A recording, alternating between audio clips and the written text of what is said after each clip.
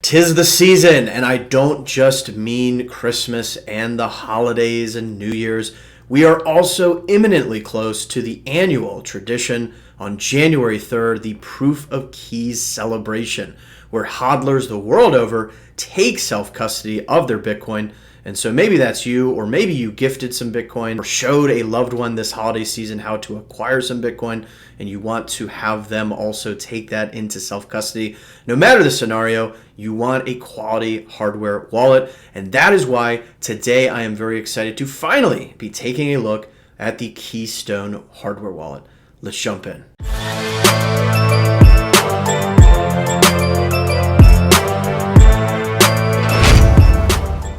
Welcome back to another video. My name is Ian Major. I'm an entrepreneur, Bitcoin pleb, and all-around raging capitalist. And with the Proof of Keys celebration a mere couple days away, I'm excited to be looking at a hardware wallet that I have not yet reviewed or taken a look at on this channel, and that is Keystone. And I must say, this thing is packed with some very interesting features. I think it skates a little bit under the radar and is at times overshadowed in the Bitcoin community by perhaps some of the names like Coldcard, etc. So today we're going to take an in-depth look at Keystone. We're going to look at the full setup process. We're going to pair it with the companion mobile app. And then we are also going to pair it with Sparrow wallet and take a look at some multi-sig transactions as well. This will be an action-packed video. You are not going to want to miss a thing. For those returning to the channel, welcome back, my friends, as always. It is a pleasure to have you. And for those new to the channel, I welcome you as well. If you like this type of content, I invite you to consider subscribing and join us in our merry growing gang in cyberspace. I cover all manner of Bitcoin related content, including how to acquire it, secure it, such as today's video, privacy best practices, running your own node, and more. You want it, I cover it. That is how this works. But with all that out of the way, I want to start today off with just a bit of an overview into some of the features for the Keystone hardware wallet, and then we will get into the actual tutorial.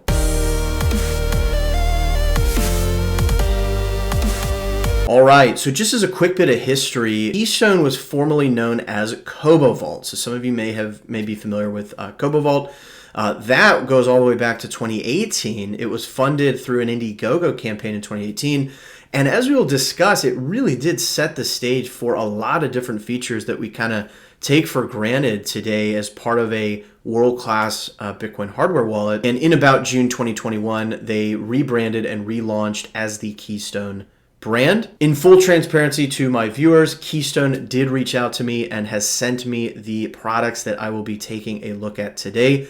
So big shout out to Keystone. But with that being said, they were absolutely adamant that, like a lot of times you get people reaching out, oh, can you review a product? Like, here's the feature set and blah, blah, blah. Here's kind of, they're kind of trying to massage what they want the video to look like. And props to Keystone. They were basically like, look, we just want your honest review. We don't care what you have to say, good, bad, ugly. So props to Keystone. And as we will discuss, I do think they have a great ethos within the community. And so let's get into the product itself. So you've got fully air-gapped via QR code, so no USB or Bluetooth. And again, these guys have been doing this before it was cool to do so. There is optional fingerprint authentication to approve transactions, which can help protect against certain kind of surveillance attack vectors. I think what's really unique about this is it's a 4-inch touchscreen with all kind of human readable transaction details. So this is really, really nice for usability. It gives the user much more of a kind of mobile phone type interface that they're used to, right? Even with like the likes of Foundation Devices Passport, which I absolutely love. I've covered that in a recent video, their latest batch 2, right? You still have, buttons, and for some, buttons could be fine, but I think the touchscreen actually goes a long, long way in this case, especially when you're dealing with complex passwords, passphrases, things like that. We've got great support for multi-sig with a variety of coordinating wallets like Sparrow, Spectre, Wasabi, Blue Wallet, Electrum, and others. We're going to take a look at an example today with Sparrow. And these guys even co-drafted BIP 129, which basically standardizes how to securely set up multi-sig across different vendors, whether that's a Coldcard, whether that's Nunchuck, whether that's Keystone, etc. And these guys have open sourced a great deal of their product. They've open sourced the firmware. I believe they were the first ever to do this, so that is certainly noteworthy. They've open sourced the hardware design, the hardware wallet application layer, parts of the hardware operating system layer. And they also did the very first publicly available third-party code audit report. And you'll see strewn about their website different links for how to verify things like, the QR codes for yourself. So they really do have a don't trust, verify ethos that I think is crucial when considering different hardware wallets to choose from. With that being said, they have extended support to other cryptocurrencies other than Bitcoin, and so that's always a consideration for folks who are in the kind of Bitcoin only camp. But that being said, they do have Bitcoin only firmware similar to Trezor, so that is a really nice option, and we will be using that for our firmware today. And it's got some great advanced features that you would come to expect from the best within the kind of Bitcoin hardware wallet space, including things like being able to add your own entropy through dice rolls. And perhaps notably, it is the first hardware wallet with support of MetaMask through both the extension and mobile. Some of you watching this may say, well, who the hell cares? But keep in mind that MetaMask is one of the options or ways that you can connect to the RSK sidechain to Bitcoin. So any of the sovereign apps, including like the Zero protocol, which I'm still intending to do a video on. Now, in terms of the products, they have both what they call their Essential as well as their Keystone Pro hardware wallet. So the former is priced at $119 US and the Keystone Pro is priced at $169. Certainly not the most expensive, certainly not the least expensive out in the market, but I think that's a pretty fair price point for what you're getting, including the touchscreen, including the potential accompanying companion app, right? That mobile app accompaniment really does make it easy for users. So the main differences between the Pro and the Essential is that the Pro has a rechargeable battery pack. That actually is really nice, but really this is for a situation where you might be using the hardware wallet more than a couple of times per month. So if you're planning to use this more frequently, you probably want to go with the Pro. But if you're using this just for long-term cold storage, right, like go with the Essential, you're probably going to be fine there. Although be aware that the Pro does also have the fingerprint authentication option. Now, don't go crazy just yet. Watch the video through, make your own decision. But if you are interested in any of Keystone's products, I do have an affiliate link in the description down below. That really does help the channel and help me continue to make these videos. So again, if you're interested and you want to support the channel, it costs you nothing extra to do that. Just use the link in the description down below and you're helping a pleb out in a big way. All right, with all of that, let's dive in and take a look at the actual product. We'll start with a bit of unboxing and setup and then move on to pairing it up and sending and receiving Bitcoin.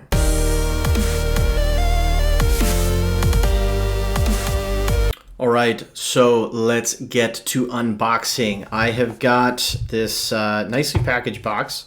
This is a Pro, so I'm going to go ahead and get this opened. Pretty nondescript packaging, which is very nice. They then furthermore have these sort of two little boxes here, and you've got the tamper-proof stickers. So that is very nice. We'll get these off. All right, so in box number one, we've got this little card. You sign what you see. Never have to trust a third party again with fully transparent QR code data transmissions. Scan with any ordinary QR scanner. And they give you a nice little coupon code. So that is that's very nice. And then we have got the device. And that looks really nice.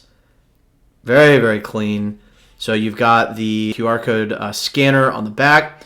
We've got an area for the micro SD. So this will be important for doing fully air-gapped firmware updates. So getting the latest firmware onto the device in a way that is air-gapped, meaning this will never connect to the internet directly. Is the whole point of having your private keys on a separate device. And very, very nice, I must say. And then additionally within this, you also have a couple little documents. You've got a little beginner's guide. Also gives you a little bit of a tour of the device. I failed to mention that this bottom piece is a fingerprint scanner that is for the Pro device only. And then you also have the power button on the top there, as you can see. And then you also have recovery sheets. It's nice to give you a couple of those. That is very nice. And then additionally, you will note that the back of this comes off. You basically just kind of pull it up, right?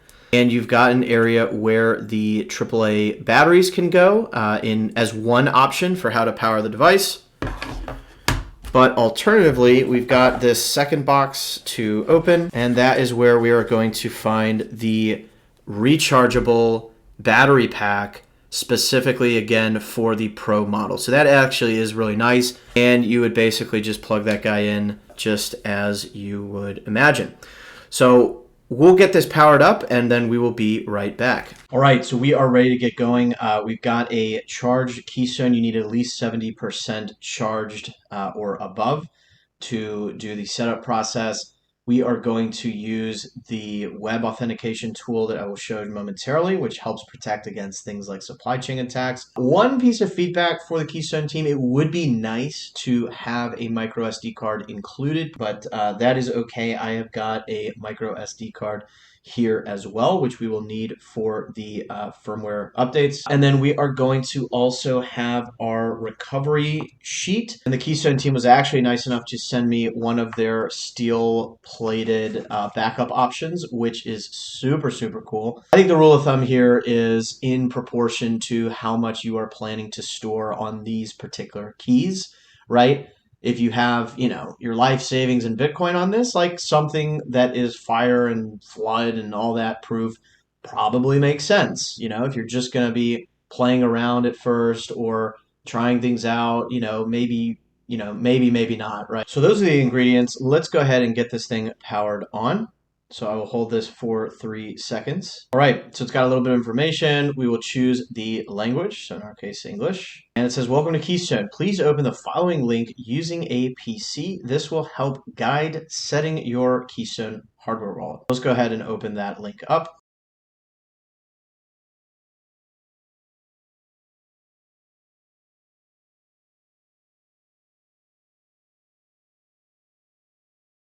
All right, so we are on the Get Started page. As you can see here, I will put that link in the description down below in case it's helpful. But again, you'll get that directly on the device for setting up. And it says, matters needing attention. I fully understand that the recovery phrase, seed and or secret words, enables final ownership of all my crypto assets on the wallet. If it is lost or forgotten, all crypto assets will be irretrievable. I get that. Fully aware, blah, blah, blah, blah, blah. Never share this, right? That goes without saying. Keystone will never contact you ever for your recovery phrase. So we'll go ahead and hit next. Gives a little bit of context on the battery charge, just in terms of preparations. Again, ours is already at 70%, so we should be good. We've prepared a micro SD card not exceeding 512 gigs. Now we're going to use this web authentication tool. This is going to verify if the Keystone itself was physically tampered with. And so I'm going to come back to the device and say it's ready, start, and I will go ahead and hit scan QR code. There we go. And what this is going to now present me with is this authentication code. So I am going to come down and put that in to the computer like so, and we'll go ahead and hit verify. So it says authenticated, your device is secure, so that is good. Again, this is testing for any kind of physical tampering. And now we'll go ahead and set a password. As we can see, it must contain at least 10 characters. This in particular is why the touchscreen is so nice. It makes it a lot easier to put in complex passwords. Some devices use like a PIN code. This is asking for a proper password, so this should be good. And you do want to write this down, ensure that you always have it secure. So we're going to put a password in and be right back. All right, so I've got the password set here. And so now we're going to do the firmware upgrade. So it says upgrading your firmware to the latest version is highly recommended. That is certainly true. A lot of people will ask, well, what's the sort of ongoing cadence at which you should do this? I would say maybe quarterly, maybe a couple times a year. There's usually not massively urgent updates. They're more just kind of additional features, compatibility things, etc. But set some cadence. And so what we're going to do is advance on the computer as well. And so what we are going to do is we are going to get our micro SD card into the laptop, and then we will download the latest firmware. All right, so what we want is the Bitcoin only firmware. I'm going to go ahead and open this and download it. It downloads as a zip file that as you can see.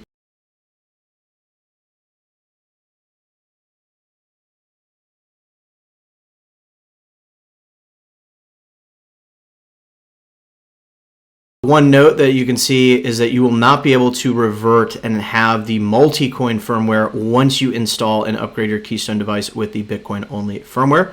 So something to mention there. Okay, so I've got the B-2.5 zip folder, and as per the instructions over here, the final thing I'm going to do is actually, again, unzip that and get the update.zip to my, basically the root folder of my microSD card. So I'm just going to copy this update over, and there you go. So not ideal, but I guess it is what it is. So here is the update.zip that I need to have in the root of my microSD card, and that looks good. So I'm going to go ahead and get the microSD card out of the computer and into my device. Okay, so I've got the microSD. We're going to put it into the microSD slot like so. You should hear a click. It's nice and flush.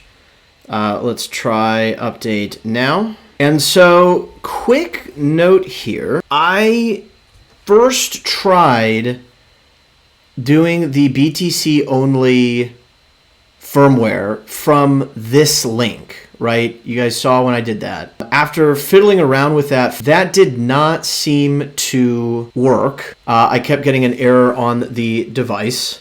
Whereas if I went to the firmware page, so the actual firmware as so, and you scroll down to the Bitcoin only firmware, I then tried this file, right? Because this, I assume the prior firmware on the device is multi-coin, right? It wouldn't naturally, like they wouldn't ship this to me as Bitcoin only.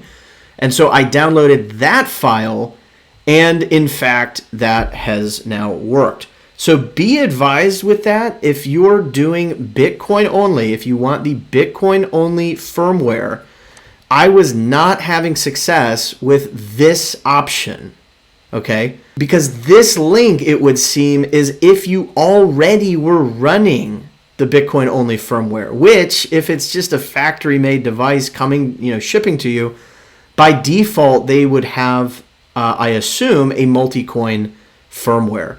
Maybe someone can keep me honest if I'm interpreting this wrong. But again, I tried this link. The file ultimately did not work.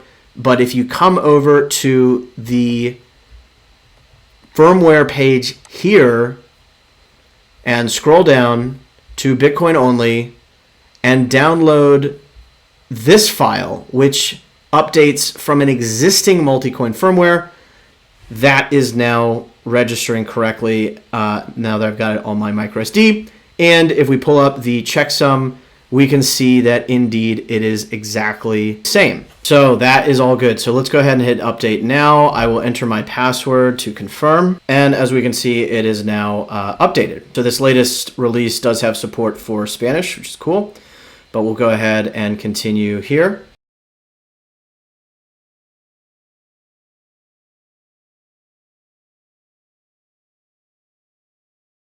And it is actually going to have us now go through the process. Again, it would seem, all right, so they've got this slightly swankier version of the web authentication guarantee to ensure, so we're basically just double checking this. And I will go ahead and hit scan QR code. And there we go. And I will now put in, and we will verify. And there we go. So authenticated, device is secure. Let's go ahead and now hit success. And so now we can finally create our new wallet. So we'll go ahead and hit create wallet. And it's telling us important information. This recovery phrase is the only way you will retrieve your assets. They do support Shamir backups, which is pretty neat, which basically splits the backup into multiple pieces. In this case, I'm just going to do a single kind of traditional backup. So we'll go ahead. It even gives us that handy warning. Please check your surroundings. Anyone with your recovery phrase has full access to your cryptocurrency. Please make sure there are no onlookers or cameras when you record your recovery phrase. All right, so we are going to say that we understand, and then we're going to go ahead and write down our seed phrase on our sheet. We are also going to chisel them if you have a steel-plated backup, such as this one, or you can even use, there's like washers that you can use for it. But let's go ahead and get that written down, and we will be right back. Okay, and then once you've written it down, it is going to quiz you. So you'll put in your 24 words just to make sure that you copied it all down correct. By the way, if you are curious as to how this all equates, like how do you derive your seed phrase from your private key, from your master private key, I have done a whole video on that if you are curious to understand the guts of how that's working. But we will go ahead and put in our 24 words again and confirm and be right back. And then the final step in the process, and I love that they've made this a explicit part of the onboarding flow, is to select a watch-only sort of companion wallet.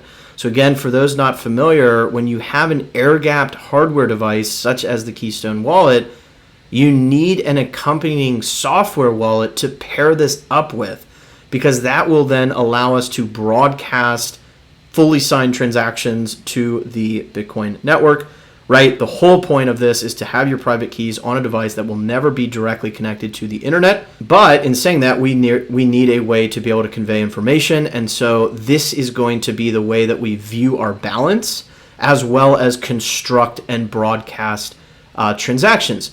Now, I'm going to show two options today. I'm going to show the Keystone mobile option because I think it is pretty slick, and it's very nice that that essentially comes as a sort of, more or less default option. Like you can always use the Keystone mobile to pair with. And then later I will pair things up with Sparrow.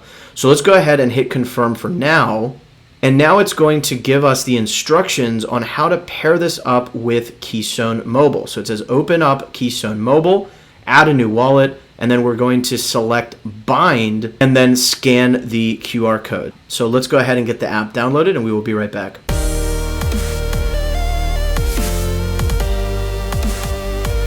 Okay, excellent. So as you can see, this is the Keystone companion app. Keystone is completely air-gapped, as we were just discussing, and needs the companion app to connect to blockchain networks. So we will go ahead and download this from the App Store. So I've opened the app, and the very first thing we are presented with is the bind options. We will hit bind. And so we are going to hit that we've agreed to the terms of service. We'll go ahead and hit confirm. Keystone would like access to the camera. I will grant it access. And so I am going to go ahead and display the QR code, and it is pairing up. And so there we go. So it looks like with the latest version of this, they have fixed address reuse. So that's very nice. You definitely do not want to reuse addresses. That is very bad for privacy. And most wallets these days will cycle and rotate addresses such that you're not using them again. So that's fine. We'll say okay. And so you can see the very sleek overview here. We've got our total balance. We've got our asset, which is just Bitcoin in this case. We've got some options to add from the top left here. We can add additional wallets, additional devices. So you can have this single app on your phone potentially as the interface to multiple hardware devices if you would like. We've got our settings at the bottom there where you can set things like a PIN for your mobile app. You can change the default currency, etc. And then you'll always have the little scanning icon in the top right where you can quickly scan a QR code if you need. And to receive Bitcoin, we would simply click into our Bitcoin asset and we would hit receive at the bottom right. And this would, of course, present a QR code. Using QR code addresses to receive funds is highly recommended. And so, if I have a different wallet, I can scan this in order to send some Bitcoin. Now, I'm not actually going to do that in this case. I'm going to do that in Sparrow because the interface on the actual device is going to be the same in both cases in terms of sending Bitcoin, right? To receive it, you don't need the device. You can receive funds to your addresses that are linked and derived from ultimately your private key that stays on your Keystone hardware wallet. But in order to send that, you of course need to produce a valid signature from the keys. So I just wanted to show the companion app because I think it is very sleek, it's very simple, very nice for a new user to Bitcoin. What I'm going to now go to next is how to set this up and pair it with Sparrow wallet, which I think gives just a little more functionality in terms of that companion wallet. And we're also going to take a look at how to set up a multi-sig or multi-signature wallet as well. So let's go ahead and turn to that next.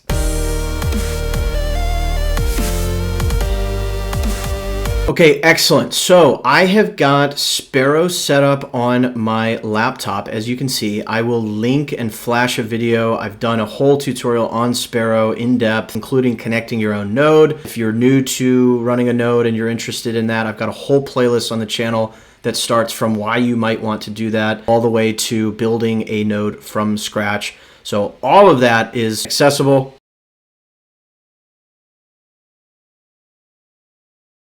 But also, before we get started there, I just want to also cover a couple other kind of settings within the actual device. So once you've completed the setup process, and again, remember that we had paired this up with the mobile app companion app, this is what you will see. So you will see a address here. You can come over to the top left and see a couple different settings. So we'll come back to the multisig in a little bit later. You can go to our settings, and we can see a whole number of settings here. So you can add a passphrase. So this is roughly analogous to a 25th seed word that adds, yet more kind of security to your wallet setup. Just be advised that if you add this, you will need to add that when entering the device. So and this is also very distinct from your password. So that's, the password for entering the device is more akin to like a PIN code, whereas the passphrase is akin to that 25th word that produces a new set of key pairs for your device. We're going to go to the watch-only wallet option in just a moment and switch that over to Sparrow, which is what we're going to create. You can change the password here. You can also add in a fingerprint. It's going to require you to put your password in, and then you can enable fingerprint, which again is this little guy at the back. So that can be good in certain cases. If you need to use it in a public setting, something like that. You can import additional wallets. You can wipe the device. I would actually probably recommend you do this just as a good little exercise before you load any funds onto the keys associated with this device. It's always a good practice to just totally wipe the thing out and then start from scratch. And instead of creating the wallet, you will simply import it using the seed words that you wrote down just a moment ago. So again, that's just a good exercise to get in the habit of doing to make sure you're comfortable with recovering your wallet in case anything ever goes wrong. So let's say you lose the device. Well, you can still recover your funds through your recovery phrase. You can always check that using the recovery phrase check. And there's some other pieces here. Let's go to system settings. Screen timeout length set to 30 seconds by default, which goes pretty quick. So I'm gonna do something like 5 minutes for now. That's probably a little long, but for purposes of doing the demo, there you go. They also have this format card option. That is pretty nice. That actually lets you convert your microSD to a FAT32 format if that is an issue for you. I think most high quality microSDs are going to be formatted with FAT32, so you probably don't need that, but that is an interesting option there, and so on and so forth. So what we now want to do is switch the watch-only wallet, or switch the companion wallet that we have paired up with the Keystone hardware device. So I'm going to click into this, and I'm going to come down to Sparrow Wallet. And I'm going to go ahead and hit confirm. And so it's now basically switched over to, you can see I'm in native SegWit now with addresses starting with BC1. And again, all I did was go to settings and switch the watch-only wallet. So that's actually pretty nice. You can link this up with multiple watch-only software wallets and interact with them in a pretty clean fashion. So I actually really like that. Let's come back to here. We can hit the three dots and export wallet with a QR code. And that is what we're going to try to do in our case. So let's come back to the computer. We're going to go to File in Sparrow and New Wallet. I'm going to name this Keystone 1, and we'll create the wallet.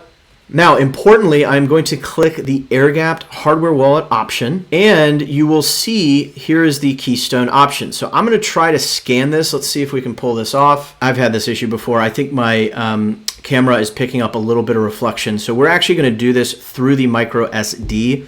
So I've already got the micro SD in my Keystone. So again, I'm going to go to the three dots in the top. I'm going to go to export wallet. and it says difficulty scanning, touch here to export the file with micro SD. So I'm going to touch here to export the file, and there we go. I've got my master public key file, and the export has been successful. So I'm going to get the micro SD out. Again, in most cases, and if I were to change if I were to change the location of my laptop, I probably could have scanned the QR code. But for purposes of keeping the demo going, I'm just going to do it the micro SD route. And so I'm going to get the micro SD out of the device and back into my computer, and we will be right back. All right. So instead of the scan option, I will simply go to import the file, and I will find that extended public key file that we just exported. So I'll go ahead and open this up, and we can indeed see that we've got our native SegWit wallet. A good little check is you can see this master fingerprint. You can come into your settings there at the top left, and you can see that indeed the master key fingerprint aligns, which is just a good little check to make sure that it has correctly read in your extended public key into Sparrow wallet. So this all looks good. We can go ahead and hit apply. Now I can optionally add a password to the wallet. This is a Sparrow sort of local password. So anytime I open Sparrow, open this wallet, I would be prompted for the password.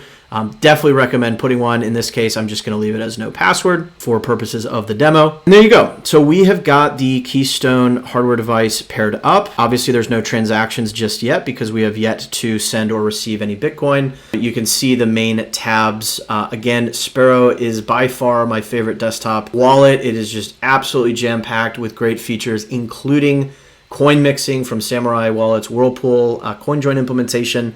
Again, I've done a number of videos on Sparrow if you're curious to check some of that out. Today, we will primarily focus on just the main sort of send and receive options, but keep in mind you can also visualize your addresses. You have great coin management and coin control by being able to see your different UTXOs and all that good stuff. And you can always get back to your settings tab that we were just seeing at the bottom. So let's go ahead and receive some Bitcoin.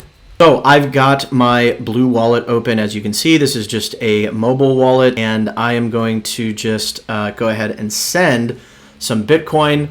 I've done a whole tutorial on Blue Wallet if you are so curious. I'm going to go ahead and scan the QR code. I'm going to inspect the address, make sure it is all correct, and it looks good. Let's go ahead and send maybe 50,000 sats. For the fee, that is a chunky fee, but c'est la vie. We're trying to go with some degree of speed for this demo, and let's go ahead and hit next and broadcast the transaction.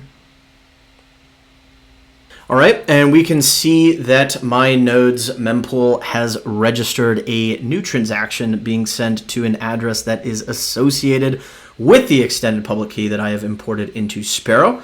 So that is very good. And I can see that transaction reflected in my transactions tab. It is unconfirmed. So let's give it just a little bit of time to confirm on the blockchain, and we will be right back. All right, so as we can see, we've got our first confirmation on the transaction. So I've got my 50,000 sats in my balance reflected here. Again, I can always see that context in terms of the different addresses that have been used. I can see my 50,000 sat UTXO. And so as I receive additional UTXOs, I can manage those distinctly, which is very important when it comes to privacy.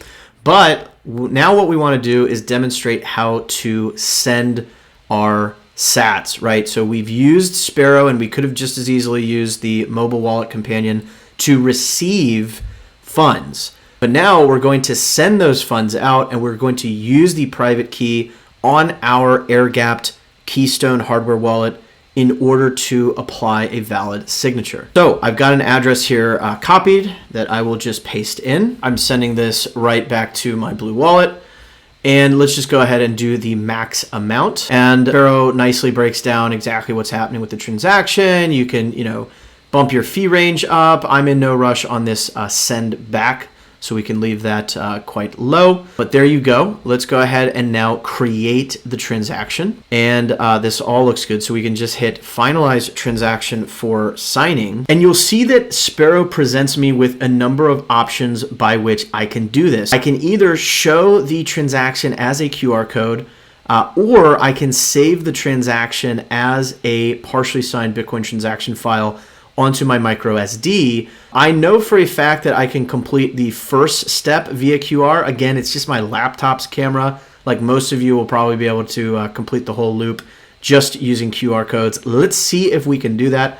But again, I'm going to go to show QR. And so this is now presenting me with a rotating QR code that represents the partially signed Bitcoin transaction. And what I'm going to do is come into my hardware device, and I'm going to use the little scan button at the top. And I'm simply going to scan this guy. And you can see the recap that I get. So it's Sparrow wallet. I see the input. I see the expected amount and the expected address and all the fees, and everything looks good. So I can go ahead and hit sign, and I will put in my password in order to accomplish that. So again, password necessary to get into the device as well as to sign transaction. I'll hit confirm. It is in the process of signing, and there was a success. So now let's go ahead and cancel this on Sparrow. Now we want to scan the QR code. So let's see if we can do it. We didn't get it, so we're just going to write it to the micro SD. So again, the whole point of what we're doing here is we're passing information back and forth using not the internet, right? Because we want this device to never be connected directly to the internet. In my particular case, my laptop camera is just so sensitive. It always has issues with glare. So you'll probably be able to complete this just by presenting the QR code back to Sparrow. But in our case, we're just going to, we will go ahead and touch to export, and there we can see what the file name will be. So we'll export that out. Export was successful. Okay, so now we will get the micro SD out of the device back into my computer. Okay, and so now in Sparrow, we will go ahead and load in a transaction.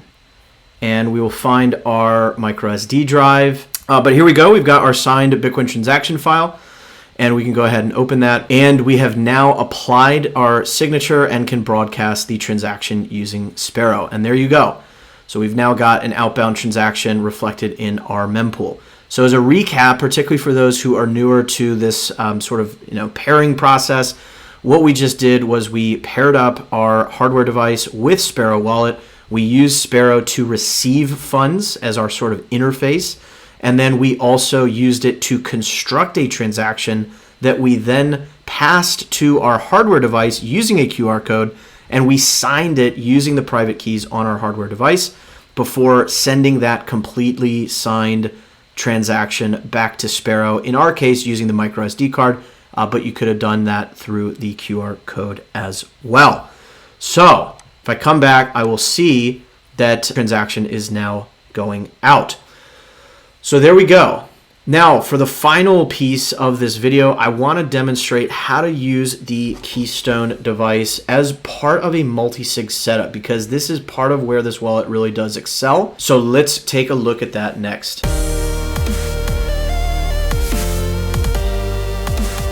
So the final piece we want to do is set up a multi-sig wallet using Sparrow, and we're going to do that with two hardware devices. Our Keystone, of course, as well as our Trezor device. I've done a whole video tutorial on Trezor as well, if you are curious to check that out, which will include the setup process for this device. Everything that you see from here on will assume that you've got this already set up. But these are the two devices. And again, for those unfamiliar with multisig or multi-signature, as the name suggests, it is a wallet constructed using multiple signing keys or multiple signing devices, such that in order to spend Bitcoin out of that wallet, you need to apply a certain number of signatures. We will come into Sparrow and we will once again go to new wallet.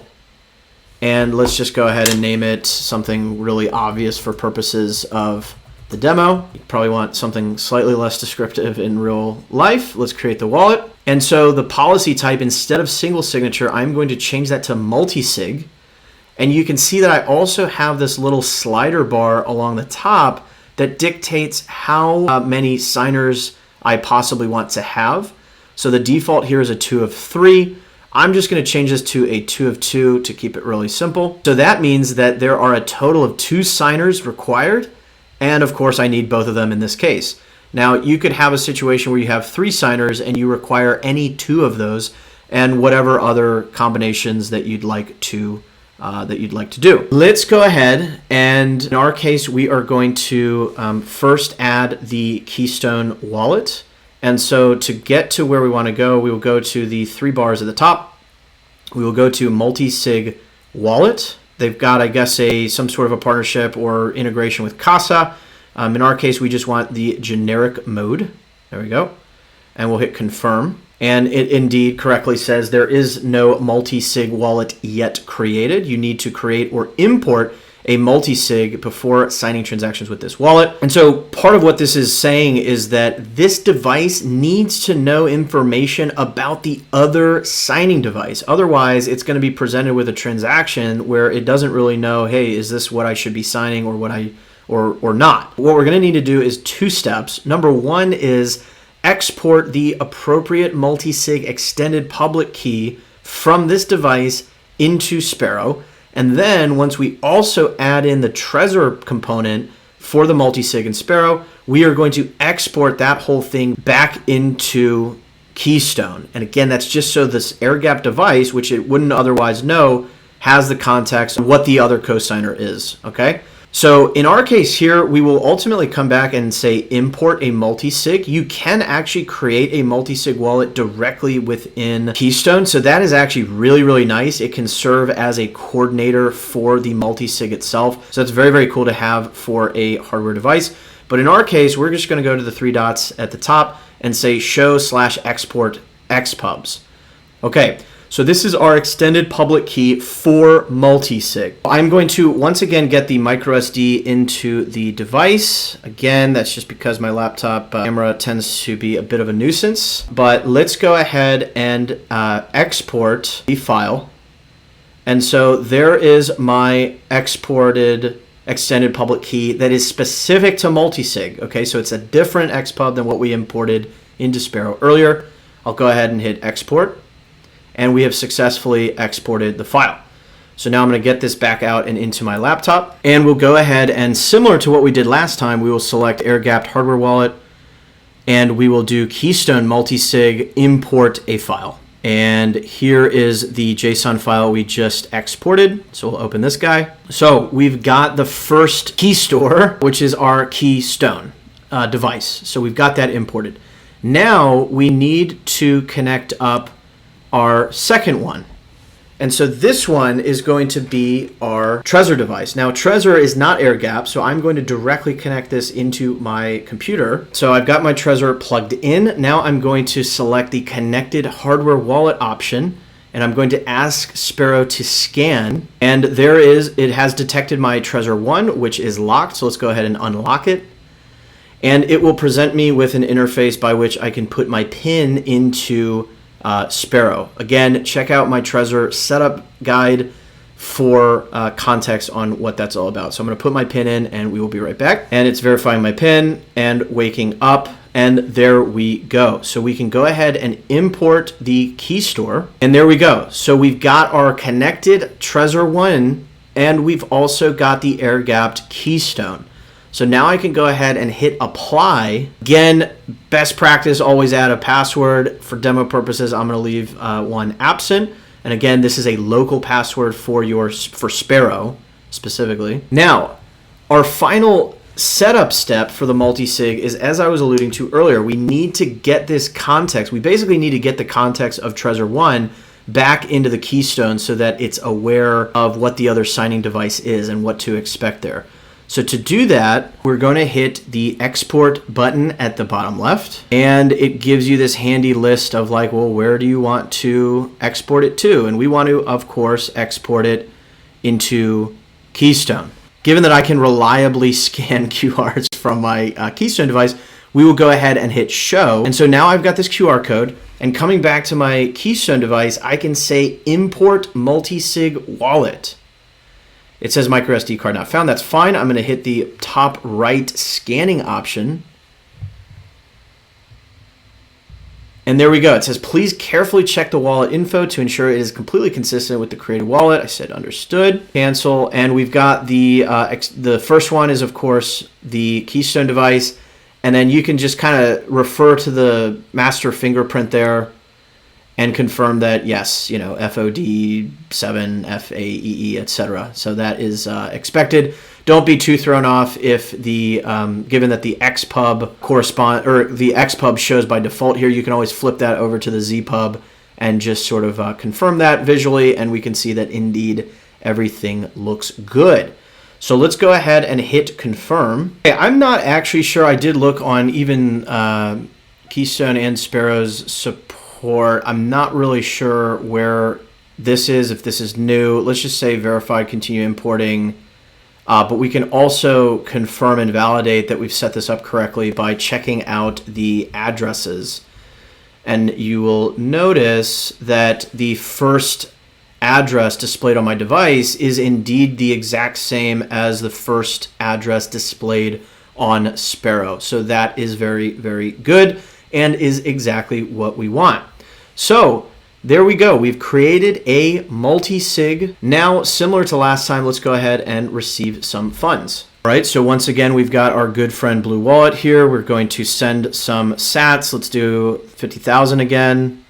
Let's send that quickly, which looks good. And let's go ahead and scan the QR code, again, making sure that we have correctly gotten that in. And that all looks good. So let's go ahead and hit next and send some Bitcoin. So we have now sent some Bitcoin to our Multisig wallet. And indeed, there we go. We see the new mempool transaction. And so similar to last time, we will go ahead and give just a little bit of time for this to confirm, and we will be right back. All right, so as we can see, we've got a confirmation on our transaction. And so now we want to show how to send funds out of our Multisig. And we will, of course, require 2 signatures from both devices that are connected to this. So let's, again, go to our Send tab. And I have got another address that we'll be sending to. And we're going to max this out. And we've got the breakdown of the transaction. Let's go ahead and construct it. And we are ready for signing. So we are going to go ahead and first, I've got the Trezor device connected to the computer, and Sparrow detects that. And so I can go ahead and hit sign with this button, and I'll unlock it, and I'll put in my PIN similar to last time. All right, so I've unlocked it. Let's go ahead and hit sign, and it is giving me the playback of the transaction details on my Trezor. And so I'm reviewing the address and the amount. It all looks good. I'll hit confirm and confirm again. Okay, so I've done that, and you can see that the signature is reflected. Now, again, that was quick because the Trezor is directly connected to the laptop. That is the trade-off here.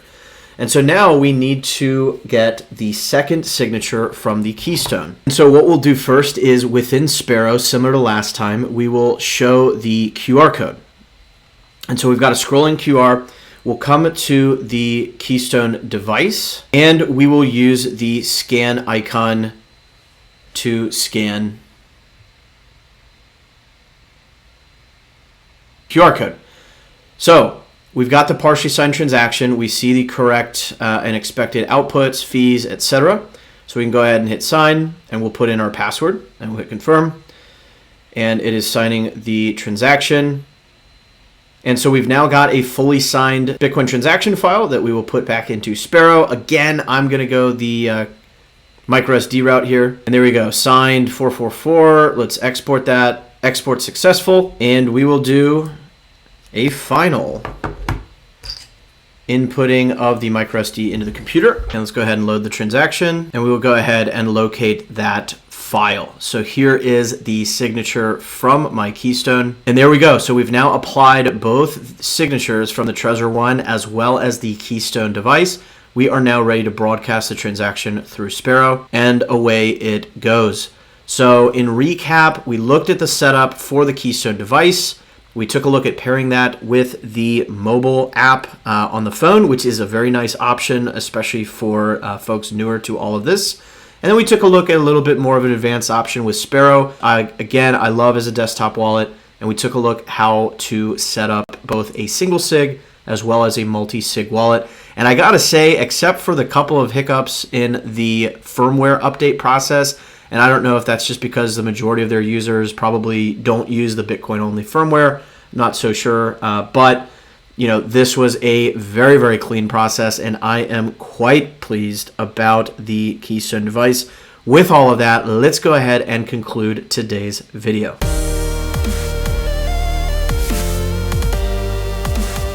All right, there you have it. Today we took a look at the Keystone hardware wallet. We looked at the setup process, pairing it with the companion mobile app, as well as Sparrow wallet, and we took a look at both single sig and multi-signature usage. And I must say, I am impressed with this device. It is packed with security features that you would expect in a truly world-class Bitcoin hardware wallet. While some of those watching may not support or be too into the fact that they support other cryptocurrencies, the fact that you have the Bitcoin only firmware is very encouraging. And at the end of the day, these guys are trumpeting self-custody as, you know, from the tops of the mountaintops. If you look at their Twitter posts, you know, they're constantly on different security related topics. They're pushing the envelope with fellow developers in the Bitcoin space. And honestly, I would probably put this ahead of things like Trezor. I really think the user experience is just way better. But I am curious to hear, what are your thoughts? What do you think of Keystone? Are there other hardware wallets that you'd like to see reviewed on the channel?